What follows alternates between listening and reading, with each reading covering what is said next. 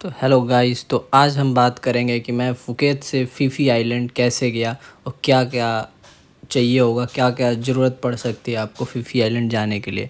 तो ये blog video नहीं है, ये एक इन्फॉर्मेशनल वीडियो हो सकता है। तो जिसको भी इन्फॉर्मेशन अगर चाहिए, अगर जाना चाहता है, जाने वाला है, तो ये वीडियो उसके लिए है। मैं इसमें सारा चीज़ कवर कर दूंगा, क्या चार्जेस होंगे, कैसे जाना होगा, क्या फेरी कहाँ से आपको करना होगा बुकिंग, वो इस वीडियो में आपको मिलेगा। तो भाई अभी के टाइम जहाँ पे मैं आपको दिख रहा था, ये है फुकेत के पटोंग बीच के सामने मैं हूँ। ये सामने आप जाओगे तो बंगला रोड आ जाएगा और इधर भी बंगला रोड का ही पार्ट है। तो बहुत सारे मतलब शॉप खोल रखे हैं, आप ये समझ लो। बुकिंग काउंटर है जहाँ से ट्रैवल एजेंट सब बैठते हैं, जो कि अलग अलग जगहों पे, जैसे कराबी जाना हो, फ़ीफ़ी आइलैंड जाना हो, तो ऐसे जगहों के लिए यहाँ से बुकिंग कर सकते हो, जितने भी एक्टिविटीज़ होते हैं। तो ये बुकिंग मैंने एक दिन पहले ही करा लिया था। जैसे आज आपको जाना है मॉर्निंग में, तो आपको लास्ट नाइट में ही कराना है, क्योंकि उसके बाद ये बुकिंग नहीं होती है, वो बुकिंग मिलती नहीं है, रात में ही होता है। तो भाई अभी के टाइम में ये मॉर्निंग में मैं फेरी के जहाँ से स्टार्ट होती है वहाँ मैं आ चुका हूँ, पियर जिसको बोलते हैं। ये हमें इन्होंने जो भी, जहाँ से भी आप बुकिंग कराओगे, वो आपको खुद पिक एंड ड्रॉप करेंगे आपके हॉस्टल या होटल से। वहाँ से आप अपना एड्रेस दे देना जहाँ भी आप स्टे कर रहे हो, बस छोटी सी बस आती है, वहाँ से आपको पिक करके और यहाँ ड्रॉप करेगी। फिर शाम में भी आपको पिक करके ड्रॉप करेगी। और उनके जो चार्जेस होंगे वो आप थोड़े बहुत नेगोशिएट करा लेना। मुझे जहाँ तक हुआ मैंने 12 या 1300 बात दिया था, थाई बात। और मुझे इन्होंने फिर उसमें सारा चीज़ इंक्लूड रहता है, खाने वाने की आपको कोई टेंशन नहीं है, लंच ब्रेकफास्ट सब इंक्लूड होता है। मॉर्निंग से लेके इवनिंग शाम तक 5 या 6 बजे आपको वापस लेके आ जाएंगे। तो भाई उसमें आप बुकिंग करा सकते हो। और यहाँ पे आपको वेट कराएंगे, साइन वाइन सब कराते हैं। और फिर स्कूबा डाइविंग के भी इसमें होते हैं। आप स्कूबा डाइविंग करना चाहते हो तो या तो रात में ही बुकिंग करा लो, या फिर जहाँ से आप फेरी लेते हो वहाँ भी आप करा। जैसे यहाँ पे कुछ लोग आप लाइन लगा के वहाँ खड़े होंगे, अब बुकिंग करा सकते हो। तो भाई हमारा टाइम हो गया था 9 बजे, यहाँ हम फेरी पे अब बैठने वाले थे। और फेरी पे जाते ही फिर कुछ ऐसा नज़ारा दिखा था हमें। 2-3 फेरी खड़ी थी, हमारी ये पहले वाली फेरी थी जिससे हमें जाना था। तो हमने भाई बुकिंग किया था बड़े वाला बोट। बड़े वाला 2 टाइप के होते हैं, मतलब बेसिकली एक बड़ा वाला फेरी है, एक छोटा वाला फेरी। छोटा वाला फेरी जिसको स्पीड बोट कहते हैं, अभी आप जाओगे तो आगे वीडियो में आपको दिख जाएगा छोटा वाला फेरी कैसा हो। वो बेसिकली वो थोड़ा सा स्पीड में जाता है और थोड़ा जल्दी वहाँ पहुँचाता है।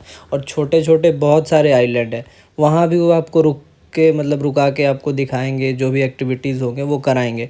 बड़े वाले फेरी में ऐसा कुछ नहीं है, ये डायरेक्ट फुकेत से स्टार्ट करेगा और आपको फ़ीफ़ी आइलैंड में जाके ड्रॉप कर देगा।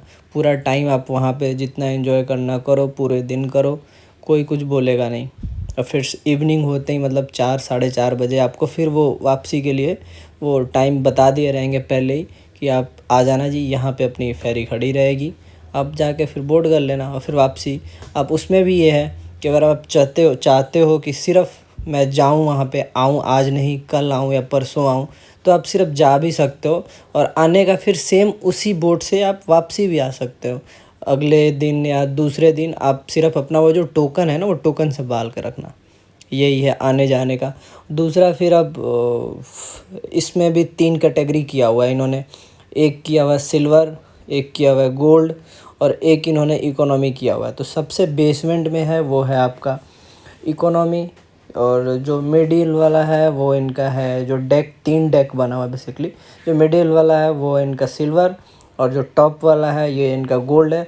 और सबसे ऊपर है जो डेक, छत जिसको मतलब आप बोल सकते हो, उस पर फ्री है, उस पर कोई भी जा सकता है, कोई कुछ बोलेगा नहीं उसमें।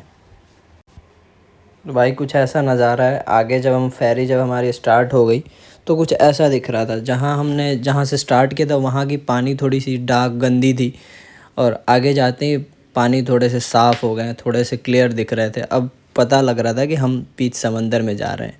अभी थोड़े और आगे जाने पे आपको थोड़े से और पानी क्लियर आएगा और नीला समंदर बिल्कुल हो जाएगा, जब बीच समंदर में हम जाएंगे तब।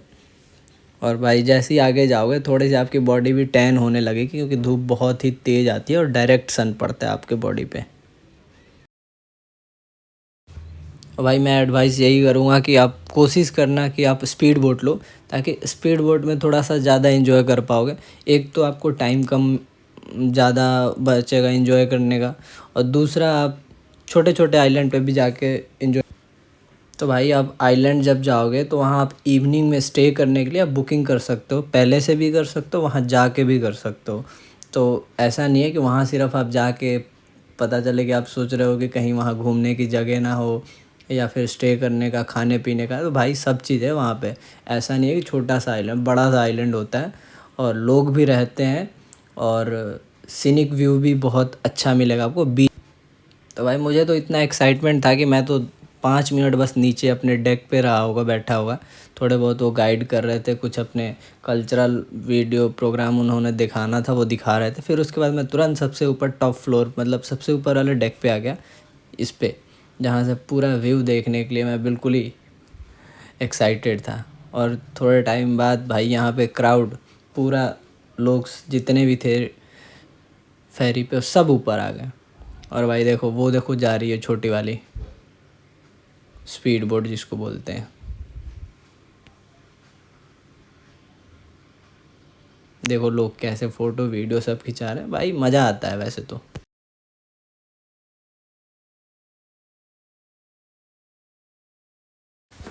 और कुछ लोगों को बड़े वाले फेरी ही पसंद है क्योंकि उनको ज़्यादा एडवेंचरस नहीं करना, उनको डायरेक्ट आइलैंड पे जाना है।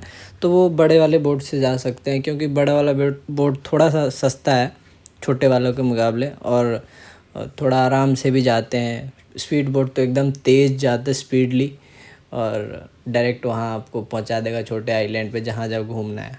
बड़ा वाला धीरे धीरे स्लोली जाता है और थोड़ा सा दूर दूर तक व्यू आराम से देखते जाते हैं। तो भाई हम जिस बोट पे आ रहे थे ज़्यादातर वहाँ पे इंडियन ही थे क्योंकि कोई ट्रेवल कंपनी था जिसके थ्रू उस पे जितने भी पैसेंजर थे सारे उनके थ्रू ही थे।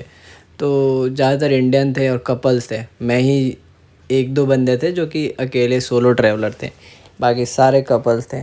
तो भाई फ़ोटो के लिए थोड़ा सा आपको दिक्कत हो सकती है, फ़ोटो के लिए अगर फ़ोटो वोटो लेने में कोई, बाकी आप किसी को बोल दो तो कोई ना कोई तो ले ही लेगा। बाकी धूप इतनी तेज़ हो गई थी कि आधे से ज़्यादा लोग फिर नीचे चले गए।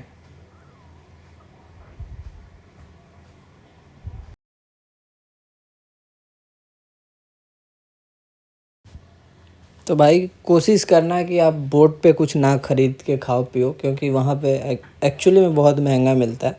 कुछ भी आप बाय करोगे तो जो बाहर जो शॉप पे मिलेगा उससे 10 टाइम ज़्यादा मिलेगा, एक्स्ट्रा पैसे लेते हैं।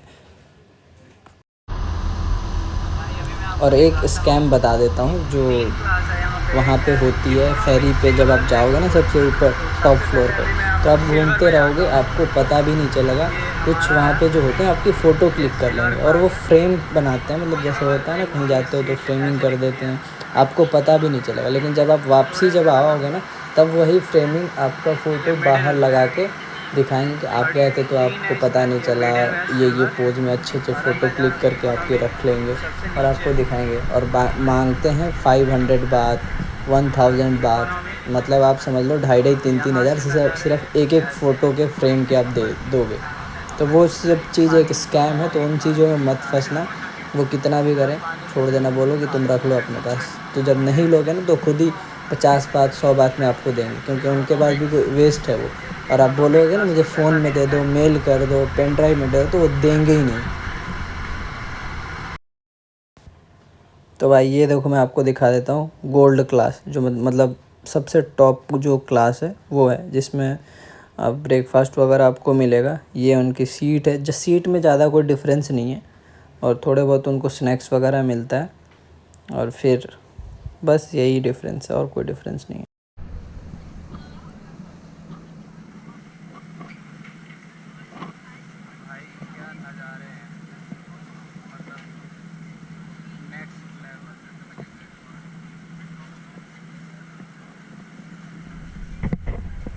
नेक्स्ट लेवल है भाई, नेक्स्ट लेवल आना चाहिए। अमेजिंग।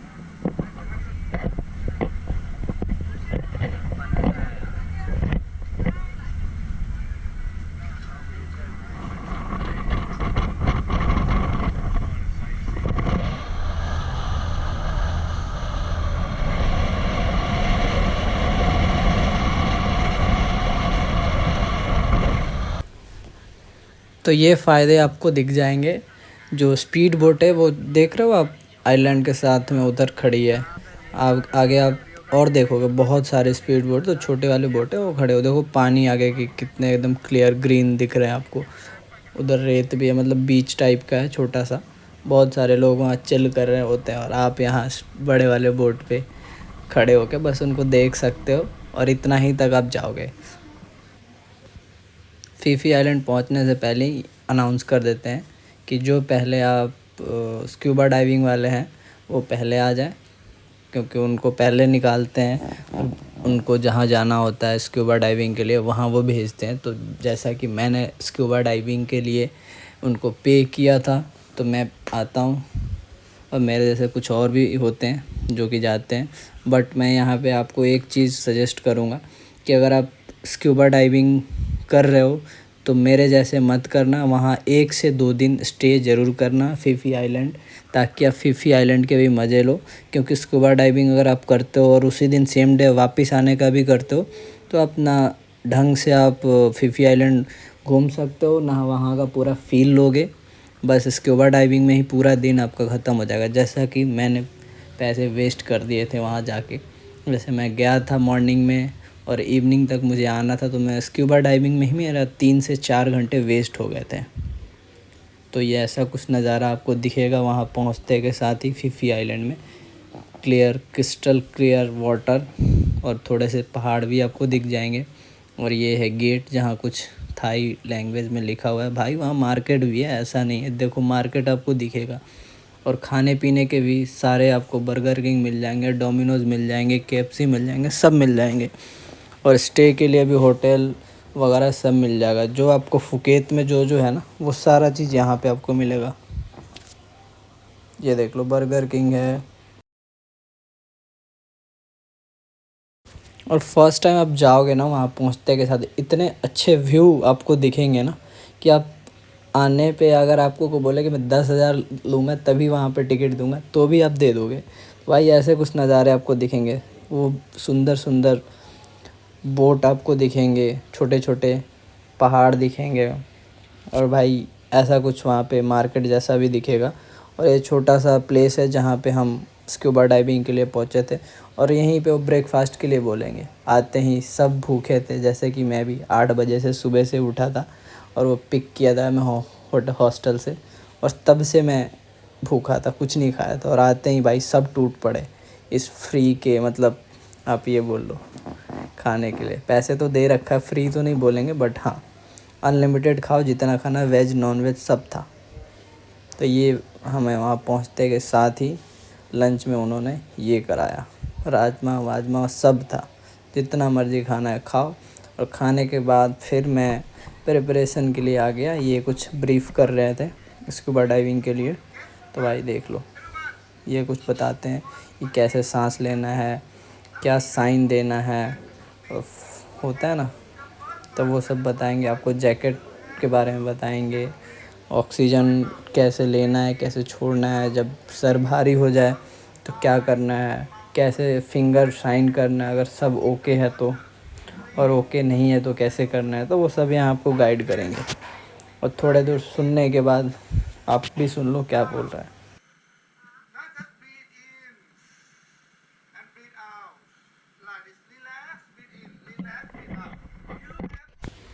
तो स्क्यूबा डाइविंग करने के बाद मैं वापसी आ जाता हूँ थोड़ा बीच के साइड। तो भाई सच बताऊँ, फ्रैंकली बताऊँ तो मेरे को ज़्यादा टाइम नहीं मिला।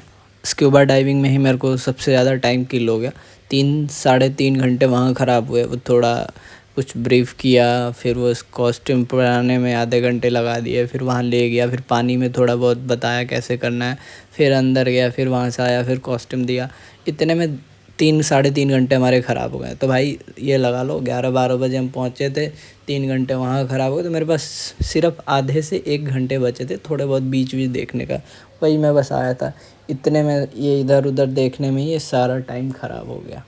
फिर बस तुरंत क्या था, 4:30 बजा, 4:30 पौने 5 बजा, और इन्होंने बोल दिया कि चलो भाई टाइम हो गया, अपने अपने घर। यहाँ भी मैं रुकता तो थोड़ा सा और ज़्यादा एंजॉय करता, क्योंकि यहाँ की भी वाइब जो थी ना नेक्स्ट लेवल थी। ये देखो वाटर एकदम क्लियर। यहाँ भी आप ये जो एक छोटा सा बोट देखोगे अभी, ये बिल्कुल सिंगल 1 पर्सन वाला बोट, जो कि उसको भी आप रेंट का, ये जो आगे है ना, आगे ये देखो, इसको भी आप चला सकते हो। 100 बाथ में रेंट पे देते हैं। आगे जाओ, उधर छोटे वाले जो आइलैंड दिख रहे हैं उधर तक जाओ चला के खुद से, और खुद फिर आके वापस कर दो। तो 1-2 घंटे तक आप इंजॉय कर सकते हो, कोई नहीं आपको कुछ बोलेगा।